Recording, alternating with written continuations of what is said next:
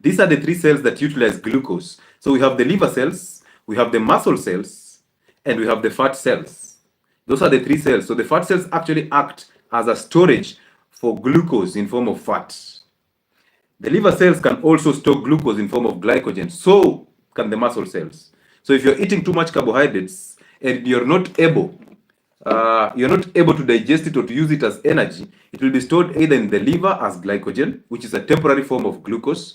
It will also be stored in the muscle as glycogen, or if you're working out, you'll convert it to ATP and you'll use it with the muscles, in the muscles for activity. But the fat cells are the ones that are actually called the stores for glucose, which basically means when you eat too much carbohydrates, what is going to happen is you're going to pump it into the fat cells for storage. But your body is not stupid. Your body is actually trying to store this glucose in form of fats in the fat cell for future reference. It is saving for the rainy day.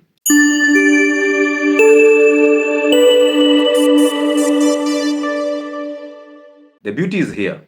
So the body is actually trying to make sure that you will never starve, right? But you have never found a chance to fast or to starve so that you can burn what you've stored. So your stores are always full.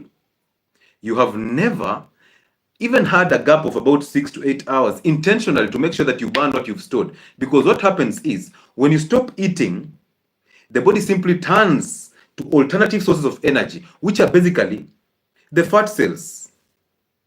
And the body starts to burn the fat in the fat cells and to give you energy. But the energy that is coming from these fat cells is very amazing. It is what we call the ketone bodies. So you burn fat to get ketone bodies. This is a process that is called ketogenesis or ketosis. So anytime you eat a carbohydrate, in blood, let's go back to the image. So in blood, we have a stable or a normal, we call it a normal range of blood glucose. And that glucose is maintained by two organs. One organ is the pancreas. So anytime you eat a carbohydrate, this level, this normal level, rises up beyond the normal, beyond the normal. So it goes up. That is what we call hyperglycemia. So anytime you eat a carbohydrate, you end up having hyperglycemia, high blood glucose. When you end up having high blood glucose in blood, what is going to happen is insulin is now released from the pancreas. Remember the pancreas, we call it a storekeeper. So anytime you're eating, is the pancreas that is regulating your blood sugars, bringing them down. Anytime you're fasting, is the liver that is actually maintaining your blood glucose. So when you fast, the liver either burns glycogen to give you glucose to maintain this level, or it burns fat to give you glucose to maintain the same level. So therefore, there's no way you'll go into hypoglycemia just because you fainted, just because you fasted, sorry.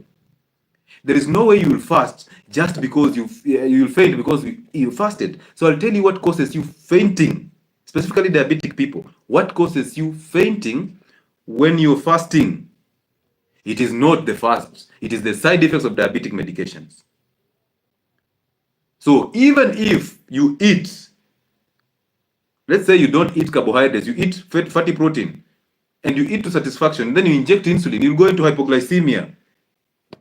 Because it's a side effect of insulin. We'll talk about it when we'll be finishing this. So these normal blood sugar levels are maintained by those two organs. One is the liver, the other one is the pancreas. So I call the pancreas the storekeeper because the pancreas is the one that produces insulin and stores the same insulin. So that when need comes in, you will take this insulin and the insulin will help you pump glucose from blood into these cells, these three cells. The fat cells, the liver cells, and the muscle cells. Up to there, are we together? You can put your questions in the comment section, I'll answer them. But put the questions that actually involve diabetes and insulin therapy. So this is what is happening. So you eat you eat that brown bread. What happens is blood sugars go up beyond the normal level. The normal level you see here from around 3.9 to 5.5, right? So it goes beyond that. So it goes beyond 5.5. Let's say 8. The body realizes that this is abnormal. This can actually hurt your eyes. It can hurt your cells. It can hurt your brain. It can hurt your kidneys because sugar is dangerous. If sugar was good to you, the body will not see the need to reduce it. Sugar is dangerous. That's why the body finds a reason to reduce it in blood. So when it goes beyond 5.5, let's say you're going to 10, the body notices, this one has ate a lot of cake. This one has eaten a lot of rice. This one has eaten a lot of ugali. So what do? We need to bring this glucose back to the normal level. So the body tells the storekeeper, aka the pancreas, please bring us the key. And who is the key? Insulin. So it gives, the pancreas produces insulin, and that insulin, you see on these cells, you will see, we have the yellow part, and then we have the orange part, the top that is orange, right? So the yellow part looks like this, like a Y. These are what we call the receptors. So the receptors, to make it easier for you to understand, you see when you have a door that has a keyhole. So you have the key and then you have the keyhole. That keyhole is what we call a receptor, because insulin cannot act on these cells without binding to a receptor. That receptor is specifically for insulin. That's why it takes the shape of insulin. Okay? So if it looks like this, then insulin has to come in and fit in that shape. If it looks like this, insulin has to take that shape to fit in that receptor. That's why it's very specific for insulin, because it takes the shape of insulin, so that no other molecule can bind to it. Because anytime anything fits in that receptor, it activates it, and now we start a function. So this receptor is basically designed to pick up that insulin. That is nature, to pick up that insulin for a function. So it's like a keyhole. So insulin comes and binds to these receptors. And this is the same concept as the keyhole. So insulin is the key and the receptor is the keyhole. So insulin therefore comes on these keyholes. And what is its function? Is to open up these three cells, because these three cells are the ones that have the receptors for insulin. So when insulin binds here, it opens them up. These cells open up. When they open up, glucose flows from blood into these three cells, goes into the liver, goes into the muscle cells, and goes into the fat cells. So if you are wondering where we are now talking about the mode of action of insulin, the natural insulin. So when these cells open up, glucose flows from blood into these three cells. And listen to this. This is where it gets interesting. When glucose flows from blood into the liver cells, it is going there to be stored temporarily as glycogen. Do you have your notebook? So glycogen is stored in the liver. Why are we storing glycogen? Glycogen is actually two molecules of glucose coming together. So the liver takes one glucose and another, combines them to form glycogen, and then it stores it. That glycogen is not stored there for fun. It is stored there for emergency purposes. So let's say people from Rongai, there is a lion on the road and you need to run. There is a warthog in that university, multimedia, and students need to run. The liver breaks down that glycogen to release glucose so fast so that you can get enough glucose to run the fight and flight system. This is the adrenergic system. Okay? Number two, if you are active, let's say you are in the gym and you just ate 2 hours ago, your glucose is going up in the blood. Therefore, insulin comes and opens up the muscle cells, and therefore glucose flows from blood into the muscle to give you ATP for activity. So you're doing that evening walk, you need energy. You're in the gym, you need energy. You're doing a strenuous activity, you need energy. So some of this glucose in this blood will be pumped into the muscle cells and it will be converted into ATP to give you energy for you to do that function, right? Now, you are not active. The only thing you're doing is to compare yourself with your grandfather, but you're seated in that sofa set, you're watching TV, you're ordering popcorn, and Glover drops popcorn and that chicken in food at your doorstep. And then you pick it and you're like, I've made it. It's the end of the month. You've even ordered alcohol. That is super glucose. So you take these foods and your glucose levels are going up beyond the normal level. Again, the body realizes that's a problem, orders the storekeeper to bring in insulin. Insulin opens up the fat cells to pump glucose from blood into the fat cells. Now remember, we are taking it into the fat cells because you are not active. So if you are not active, all the glucose and the carbohydrates that you're eating are being converted to fats and stored in the fat cells. They are stored in the fat cells, so they start accumulating in the fat cells. Now listen to this. Insulin is called a hypoglycemic agent. Hypo means it takes glucose in blood to a lower level than 3.9, which is the lower limit. So it takes you into hypoglycemia. When it takes you into hypoglycemia, because it has pumped that glucose that you ate in fat cells because you're not doing anything, so your muscles are not active, or it has pumped here in the muscle cells and you've utilized it, or it has solved it in the liver as glycogen. 36 or 8 to 36 hours down the line, you've not utilized this glycogen in the liver, it is then converted to fats and then pumped into the fat cells. So literally everything that you're eating as carbohydrates is ending up into the fats as fat cells. Now, when this glucose is going lower than normal, The body again realizes this is a problem. So what do we do because this is going lower than normal? The body sends you into cravings. And cravings, you go to eat more carbohydrates. Because we want to bring this glucose back to normal as quickly as we can. And the body knows the easiest way to bring back glucose to normal is carbohydrates. And that's why you always crave for carbohydrates. Nobody craves for vegetables. Nobody craves for fatty meats or the boiled eggs. You crave for carbohydrates. Why? Because you feed your system with carbohydrates and you produce so much insulin that pumps glucose below the normal level. And now your body sends you into cravings, a physiology, normal physiology to bring back normalcy. Homeostasis, to bring back the homeostasis. So your body is actually trying all the time, struggling to bring you the balance. But you are always struggling to give it the imbalance. So now glucose has gone down, the body has sent you into cravings. You've eaten the carbohydrates, you bring glucose back to a higher level than normal. And then again, the body has to give you insulin to do the same thing. So what you're doing is you're playing a game with the system. You eat carbohydrates, blood glucose goes up. You bring in insulin from the pancreas, blood glucose goes down. You eat carbohydrates again, it goes up. And now that's a seesaw. What are you doing with the system? The system wants stability. But there's no single day you're at a stable level because you're eating 5 meals a day, still snacking in between. You're eating so much carbohydrates in your diet, which are bringing in insulin.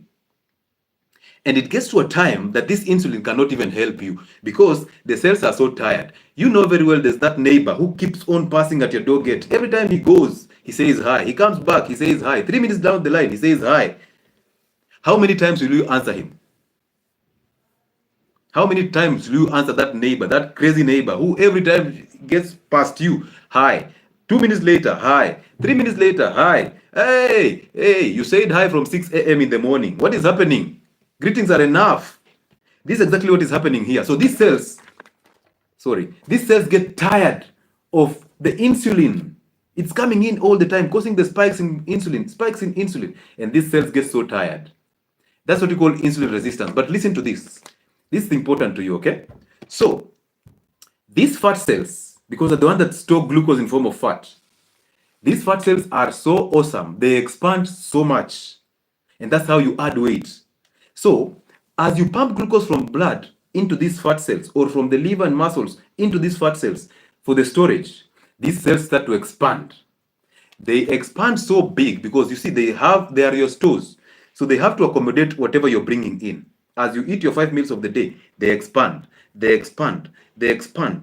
And as they're expanding, remember they're your stores. So as they're expanding, you can still store glucose, right?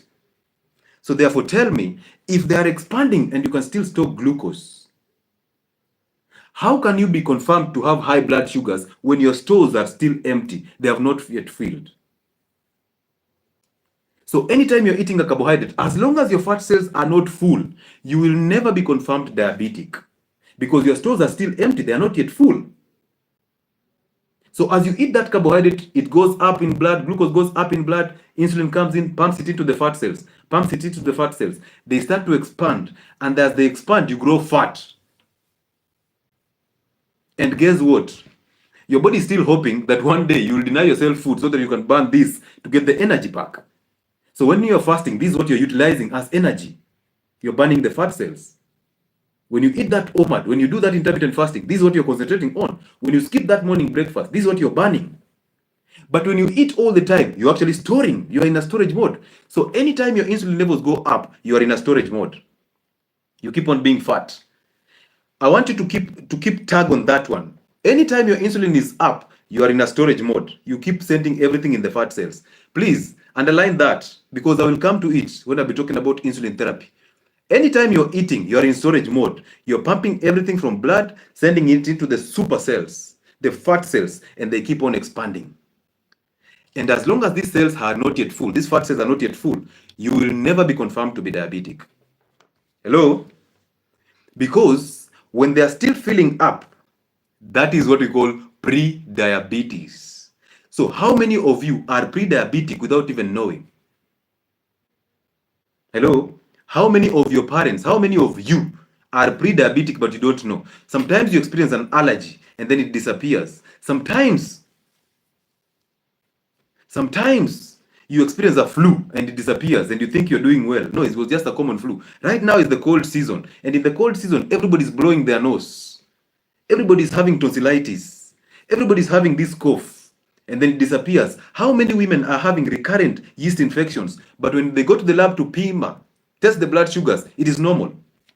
How many? Hello? Therefore, 75 to 85% of the population is pre-diabetic without knowing. Simply, when I ask you what do you eat and you start mentioning the simple carbohydrates, I'm like, this one, I got you. I ask you how many meals you eat, and if you've ever fasted intentionally, you say, I've never fasted intentionally, but I do it religiously. This one is pre-diabetic.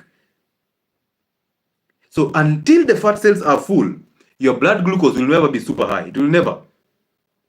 Because you still have a chance to pump glucose from blood into the fat cells, your stores. So if your stores are empty, how can you say you have enough and you cannot purchase more food? Until your stores are full, that's when you stop buying food. But if your stores are still empty, they can still accommodate glucose. Therefore, your blood glucose will never be high. That means that fat person who goes into the lab to take a blood sugar test and then it turns positive, it turns negative, they don't have diabetes. And then they're out there with a pot belly and they're telling you, my sugars are always okay. Your sugars are not okay. Your blood sugars are okay, but your fat sugars are so high. You just don't know. Why do you have a pot belly? It's because your fat cells are keep on expanding. And by the time they are full, that can take about 15 to 20 years for you to just move from pre-diabetic to diabetic stage. So what does that tell you? That tells you most of us are pre-diabetic without even knowing, because our fat cells are still filling up. Now, when they are full and they cannot handle any more glucose, where are you going to pump glucose from blood to? That's the question for you, my audience.